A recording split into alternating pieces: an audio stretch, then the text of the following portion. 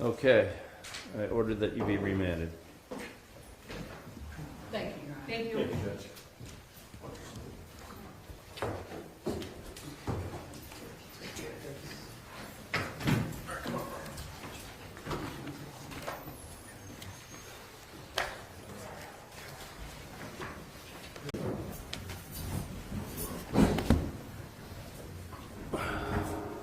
I'm Judge Jury. I'm sorry, who's on the screen? Your Honor, that's going to be the mother of the deceased victim. You have her sit still?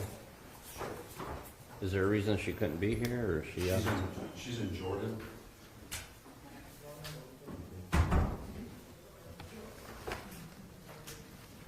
The victim's Lee, or no? The deceased victim, Your Honor. Lee survived. Yes.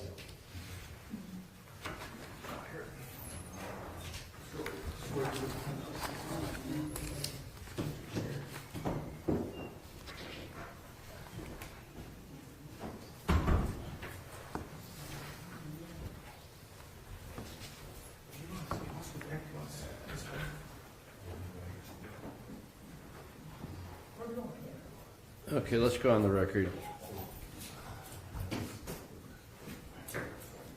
We're here on State versus Marvin Fleming. Mr. Fleming's here on two cases today for sentencing. The first is case 695-853. In that case, Mr. Fleming pled guilty to having a weapon under disability and with a 1-year firearm specification. He's also here in case 700228. This is a much more serious case. This case originally involved an indictment which added capital murder specifications.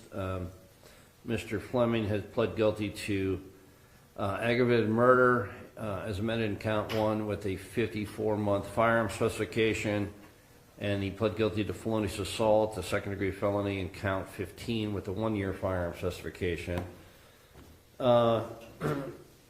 Ms. Robertson is here on the 695 case and representing Mr. Fleming.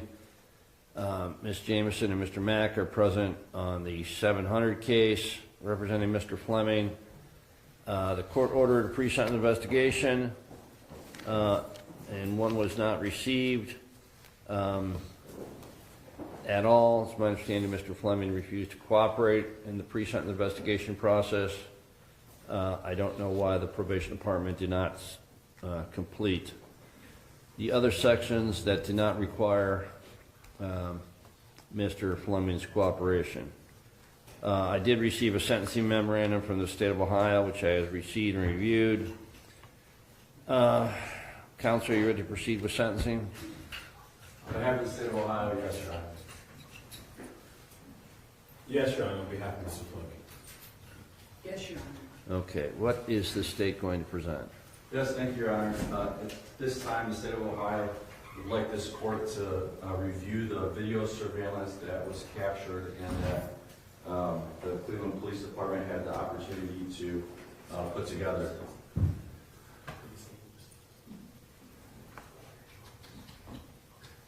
May I approach, Your Honor? Yeah, how long is it? 2 minutes and 31 seconds. Okay. Let's just put it right there.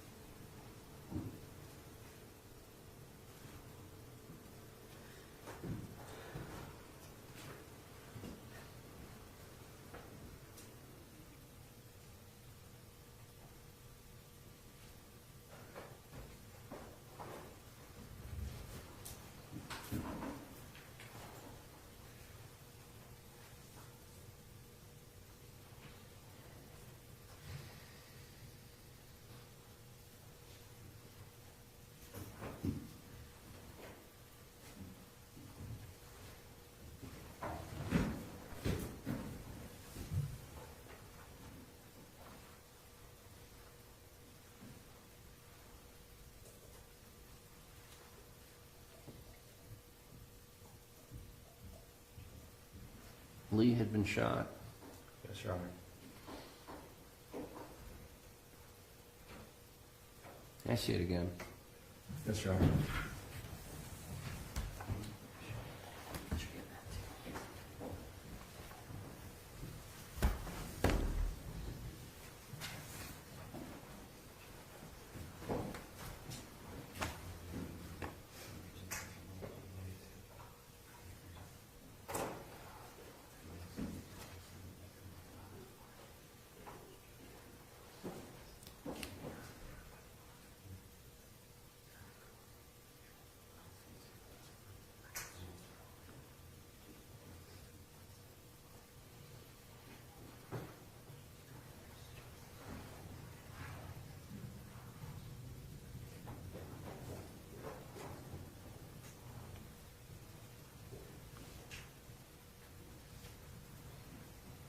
Okay, that's enough.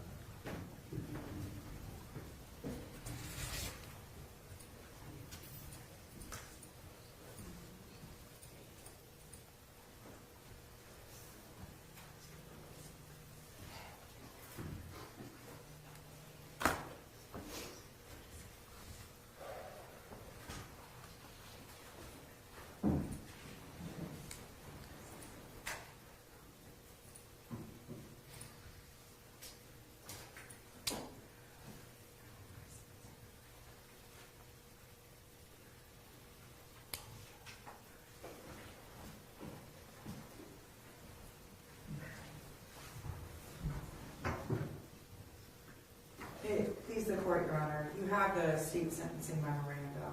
I believe counsel has now just played what we've marked for the purposes of the sentencing hearing as State's Exhibit 1. It's also referenced in our sentencing memorandum as well. The version of the video that you saw took a number of clips from inside Elite's shoes and put them in a sequencing event, right? So they just show one camera angle after another. But when you take some of those clips and show them side by side, the defendant had already shot Robert Lee by the time Tamir had an opportunity. Mr. Lee's in court? Mr. Lee's here today, Your Honor. Again, Mr. Lee was his original target, as I outlined in my statement of facts in our sentencing memorandum. He went there in an effort to seek revenge against this man, who the only thing he had to defend himself was a shoebox holding a pair of Nikes. But when you look at the video at that time, you can see that the defendant is already firing at Robert by the time Tamir is able to sufficiently defend himself against Markel. And then as the rest of the events play out, Tamir tried to save Robert. He didn't want to leave the store and leave him in the back with this other individual with a firearm. And he did what he thought he could do to save him. And it cost him his life. And as he tried to get out of the store, ultimately, the defendant stood over him, fired a shot into his chest, picked up the firearms, and then fled. Not only did the defendant commit these acts against two separate victims in this case, he also brought 3 other family members and defendants along with him in this matter. He gave his firearms to the mother of his children, who he lived with at the time, Destiny Burson. She then gave those firearms to the defendant's father, Martin Fleming Sr., who pled his case in this courtroom as well. And he got his brother, Markel, wrapped up in this, who is still to this day a yet to be arraigned co-defendant in this matter. And he went to a store where Robert... Because he's a quadriplegic now? Correct, based on the medical records we've been able to obtain. So those are some of the other consequences that this defendant's actions have had. In addition to those for Tamir and his family and for Robert.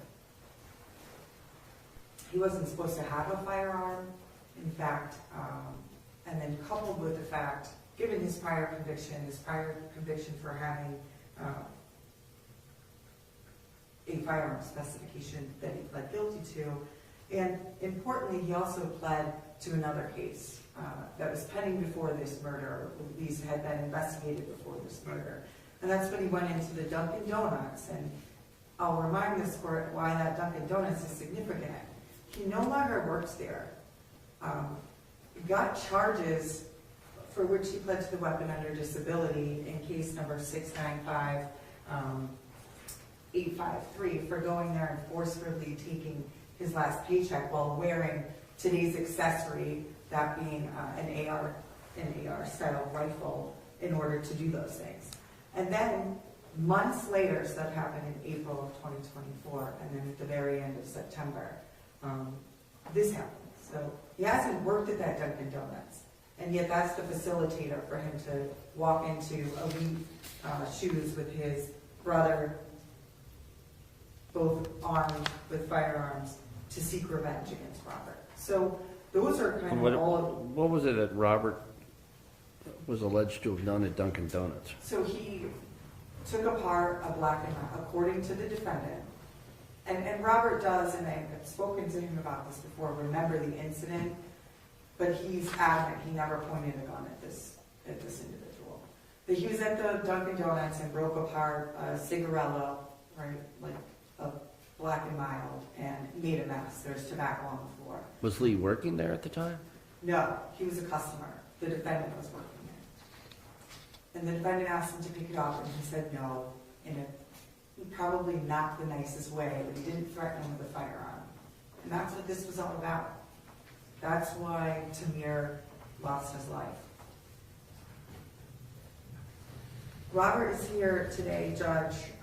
He suffered 3 gunshot wounds during the course of what occurred. He was treated. This has been difficult for him. He lost his job, and he struggles to this day. I know that he would like an opportunity to address the court this afternoon. Okay, Mr. Lee, come forward.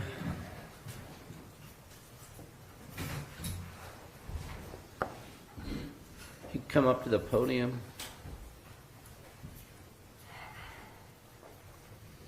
And your name is Robert Lee? Yes, sir. Okay. I think we can spell that. Good afternoon, Your Honor. I just wanted to come up and speak and just let this guy know, like, you know, he said he knew me. He didn't know me. I was a regular customer. Like she said, I was freaking a black and mild. I dumped it right there. We got into an altercation, which we exchanged words. That don't mean I know this man. About a black and mild. 2 years. It was City Blue. 2 years later, this is why he's supposed to have, had something against me, because I supposedly took a gun and pointed it at him. I never had a firearm. We got into an altercation. I thought it was over with. I went back to work 2 years later. They switched over to another store. My brother was there. How did he know that you worked at the other store? Because it was still City Blue. I went to get us some breakfast one morning. I was freaking them out when I was smoking tobacco. And I went to get us some sandwiches. And like I said, I was freaking them out. And the guy over there, and he told me to get it out, take it out. And the way he said it was disrespectful. So like I said, we had an altercation between words right there. But me knowing this person, I don't know this man at all. Only time I seen him was when I went to purchase sandwiches for my crew at City Blue. So, like I said, 2 years later, supposedly this is the reason why he came in there and did that. But you took a life of a brother, a son, a friend, a family member. Threw your whole life away for what? Almost killed me for what? For nothing. I bought a black and mild. I bought some principles.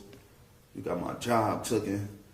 I lived through this every night. I relived through this. I've been living through this. The PTSD is making me crazier in the inside, man. I just honestly just want to know, like, why? Just why? Yeah, I noticed you walk with a limp. Yeah, I got a couple bullets in my legs that can't come out. I catch infections. My leg swells up sometime. I can't fit shoes every 4 days. I'm still taking medicine. I take crazy pills. I'm taking medicine now. I ain't stopped antibiotics because the infection I get in layers of my skin. I got infection right now where it's pussing up. When I leave here, I gotta go change the bandage out. I'm just saying, like, you took You took something that can't be replaced, whether my legs fucked up, whether my head fucked up or not. And I don't mean no disrespect, man, but that shit was stupid, man. Like I lost it all. And then you blamed it on me like I just knew you or something. Like we was just boys and you just did this shit. You came 2 years later. You could have let that shit go about a black and mild. About some money, nigga. You could have got that. You could have asked for anything, man. And they'd give it to you. Like that was my brother, man. These was my family. Well, I don't got shit now because of you, man. Shit. I can have every fucking Jordan in the world. Don't mean shit. Okay, Mr. Lee, I'm sorry, man. I'm sorry, man. I'm definitely sorry, and I apologize to the court. But the shit was stupid, man. So all I like to came up here and say is, man, you took my brother from me, man, and I can't get that back. So with that said, Your Honor, I'm sorry for wasting court time, but this shit was stupid, man. And that's all I gotta say, man. Okay, thank you. Judge, to answer one of your questions, and I don't think Mr. Lee had any reason to know this, but according to the statement that the defendant gave, maybe the third one he gave after he was arrested, indicated that he drove by Elite Shoes one day and saw Robert outside, and that's how he figured out he worked there and ended up at that location to take out his revenge on Mr. Lee. On the screen in the courtroom, Judge, is Tamir's mom. She is joining us from the country of Jordan. She wishes for the state to read a statement on her behalf, and her name is Tamam, T-A-M-A-M-A-L-A-A-W-I.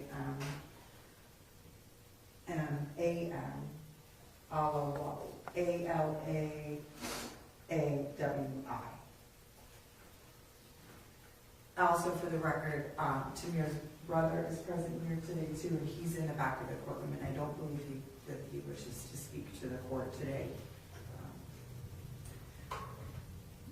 Ms. Alawi, can you hear us? Is she on mute? Yes, sir. Okay. So Go she ahead. says, Your Honor, I want to tell the judge the extent of my suffering and the pain my family and I have endured. I lost a piece of my heart, my beloved son. I lost the most precious thing I possessed because of the brutality of that wicked killer and how easily he could take the life of a young man in the prime of his life. He shattered his dreams for the future and shattered my dreams of seeing my son grow into a man.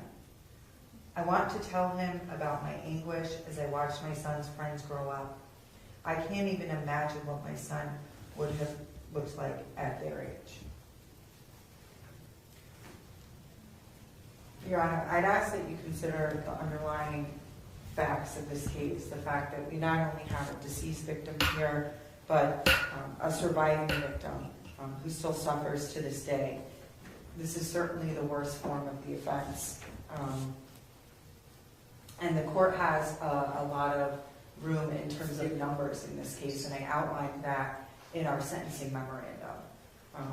The minimum sentence this court could impose would be life with parole eligibility after 25 and a half years. And the maximum this court could impose would be life without parole. And certainly in configuring consecutive sentences, if the court were find it necessary to do so with felonious assault, and come up with a number of years in between those ranges, Judge.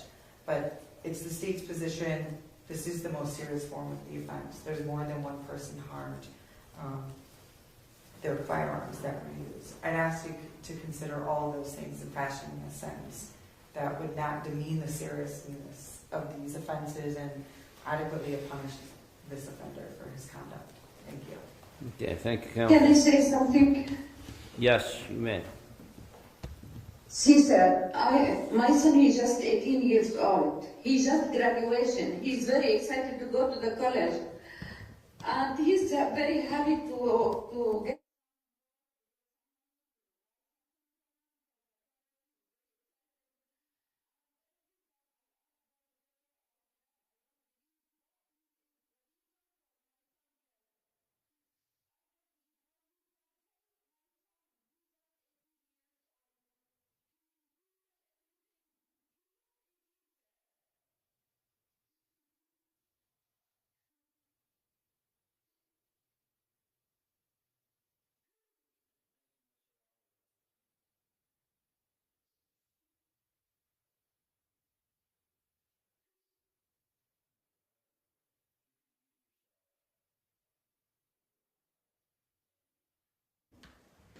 Okay, Ms. Robertson, you get to go first. If there's anything you want to say about the having a weapon under disability case, you may do so now. Thank you, Your Honor. May it please the court. Mr. Fleming, when this case came about, we just had this case, and we talked about just making better decisions. And it's unfortunate that he made that decision. He acknowledged it. He accepted responsibility for that. And I do believe he is on the frame of mind to try to change his life, regardless of the sentence here, and try to be productive wherever he is and make better decisions. I will say that he had a tough rearing. That's not an excuse. Many people have tough rearings and they don't end up in this situation. But he's always been respectful, responsive to me, and I do believe that obviously if he could have changed what he did that day after reflecting on how many lives it affected, just going to the Dunkin' Donuts, he would have done something different. Thank you. I'd ask the court to take that in mind in his sentencing and run whatever sentence that you give him in this case concurrent with what he gets in the subsequent case. Thank you.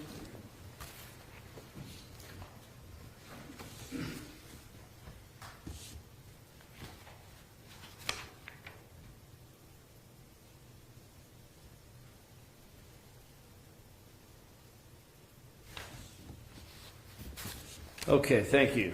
Mr. Mack, Mr. Jameson, what would you like me to know? Judge, let me begin by saying to you that we understand the optics of a defendant refusing a pre-sentence investigative report. But I think it's important for you to know that Marvin sat in the bullpen area for about 4 hours without any explanation of why he was there. And he began to question the CO about why he was there. No one gave him a response. And ultimately, Marvin and the CO had an argument, and they sent him back. So we never had an opportunity to go in front of the probation department. I just want to let you know that. In terms of the mitigation, Judge, we know that Marvin's only 28 years old. I like the fact that he's accepted responsibility by way of plea and did not cause his family or any of the other victim to go through the trial. And I do believe that in our conversations with him today that he's genuinely remorseful. And I know that he wants to apologize to the mother and apologize to the family for the actions. Even though we have a resolution doesn't mean that we agree with every fact. He's been steadfast and he's always maintained that the reason that he responded, and this all started again, was because Mr. Robert Lee, who you heard from, put a gun to his head. And that is a memorable event. Was his behavior justified in terms of what he did in this case? Absolutely not, which is the reason why he's accepted responsibility. But unfortunately, it led to Tamara's death. And I only explain that, Judge, to say that this was not a random act in his mind. He believed that he had some justification of going after Mr. Lee, and he certainly should have kept the other individual out of it. The court has provided a sentencing memorandum, and I think it does a good job of outlining the mitigation on behalf of Marvin.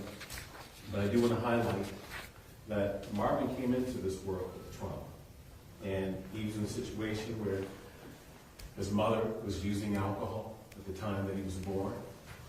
And our mitigation specialist has identified the fact that it's believed that Marvin suffers from fetal alcohol syndrome, which impacts decision-making, impulse control. We know that she was drinking heavily during her pregnancy. We know that his father was not involved in his life. His father was in and out of prison, and even now has to deal with legal charges. We also know, Judge, that Marvin was evaluated by a psychologist and determined to have a full-scale IQ of 61. I will not mention the word that used to be used for that, but obviously he is developmentally disabled. I think the court should weigh that. And we also know that through the sentencing memorandum, we provided information to the court that Marvin was exposed to violence at an early age, mostly by his father. We know that he was neglected.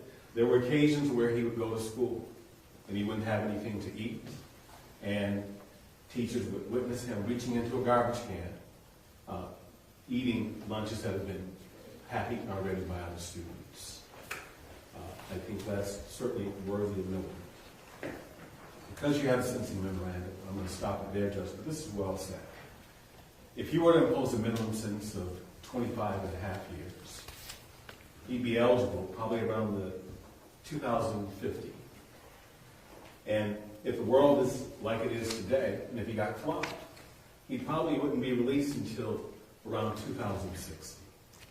And because he's 28 years today, we believe that he'd be in his 60s by the time they would have any chance of being released.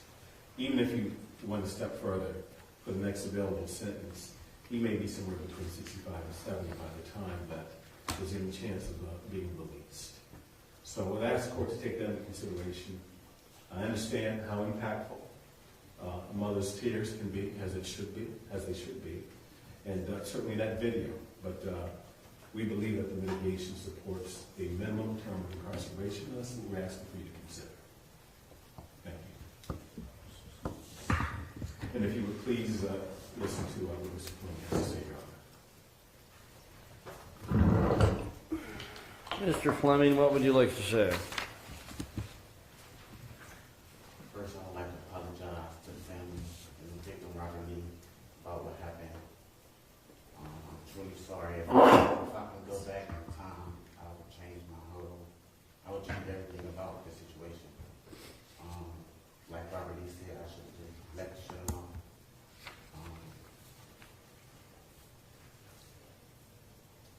I just wish I could go back and change. I'm truly sorry. Okay, thank you. You may sit down.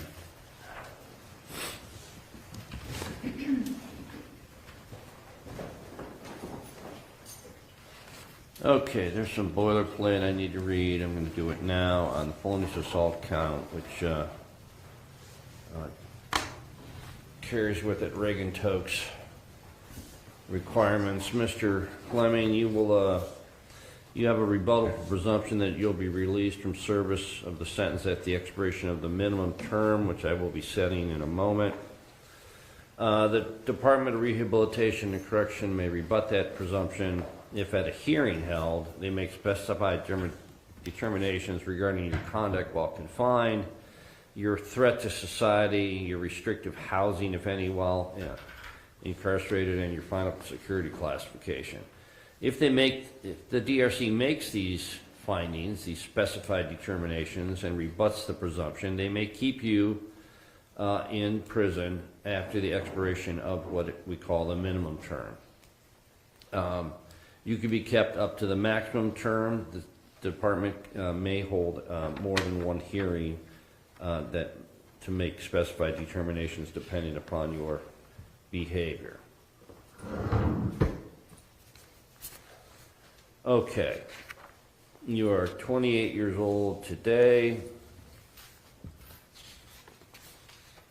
and you have been to prison before for 4 years on 4 cases.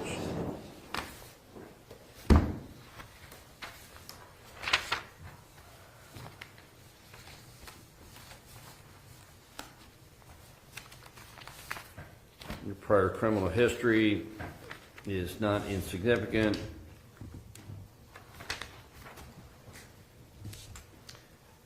You had a second-degree felony burglary in case 613255.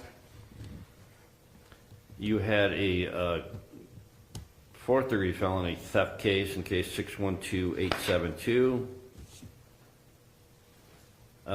You pled guilty and were sentenced on a receiving stolen property motor vehicle case in case 612582.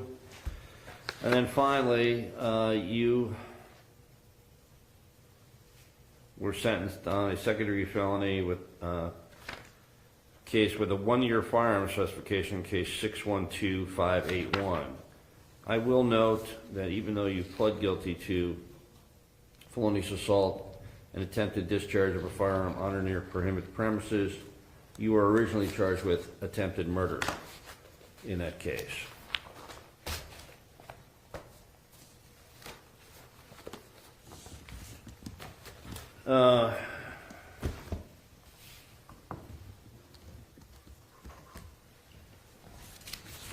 While this case was pending, we had numerous pretrials. You were always well-behaved and pleasant to deal with as far as defendants go.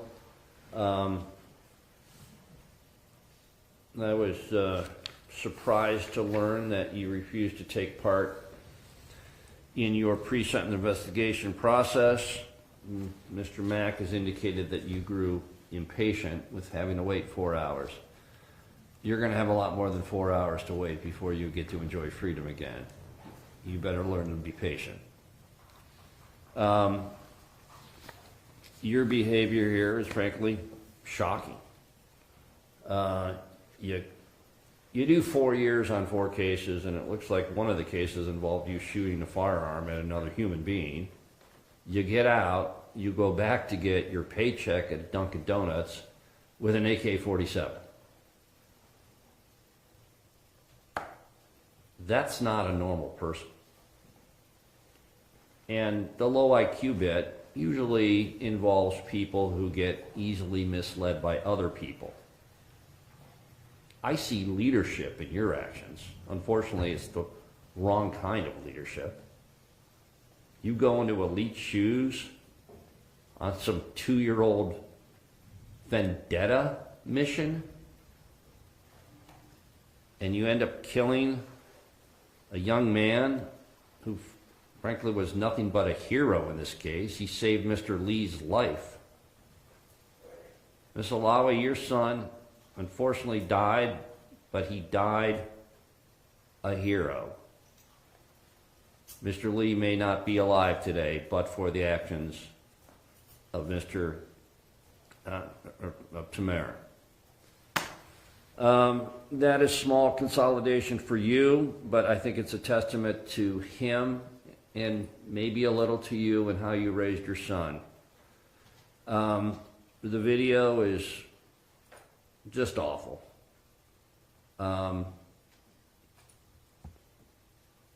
Mr. Fleming brings his brother in to take part in this misguided vengeance. The brother gets shot right away by Tamara and is now going to be a burden to someone for the rest of his life, and he'll likely be a defendant for his role in this. You still have the ability at least to walk around and use all of your limbs. Your brother doesn't. Mr. Lee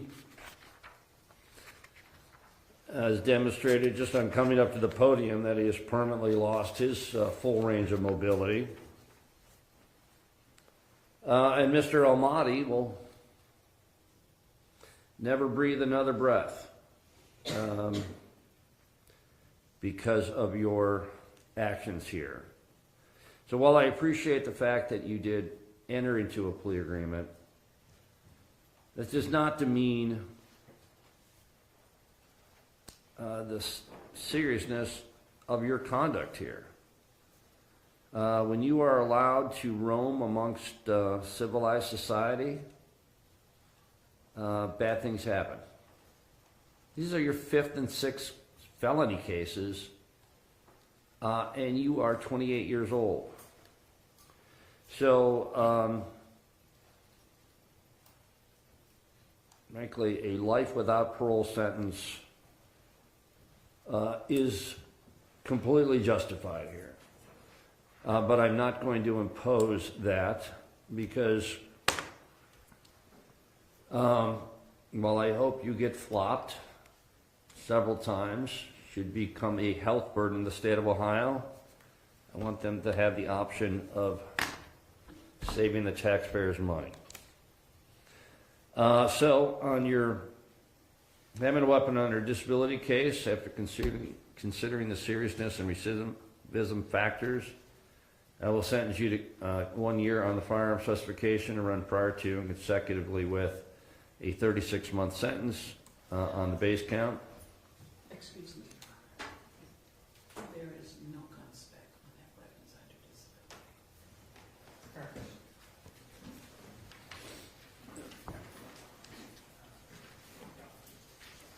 Thank you. You'll be sentenced to 36 months on count 3. In case 700-228, I will sentence you to 54 months on the firearm specification to be served prior to and consecutively with life with parole eligibility after 30 years. On count 15, you will serve 1 year on the firearm specification to be served prior to and consecutive with an 8-year minimum term up to a 12-year maximum term on the base count. By operation of law, both firearm specifications are to run consecutively. You will serve 5.5 years before your life sentence commences. Your life sentence will run concurrently with the 8 to 12 sentence on count 15. You have 30 days to file a notice of appeal. In your having a weapon under disability case, you'll be subject to post-release control following your release. And if you violate your post-release control, you face additional prison sanctions. I find it to be indigent. I'll waive your court costs. Counselor, is there anything else? Judge, the weapons under disability case, is that concurrent to That is aggravated murder as well? That is concurrent. Thank you. Okay, I order that you be remanded. Thank you, Your Honor. Thank you. Thank you, Judge.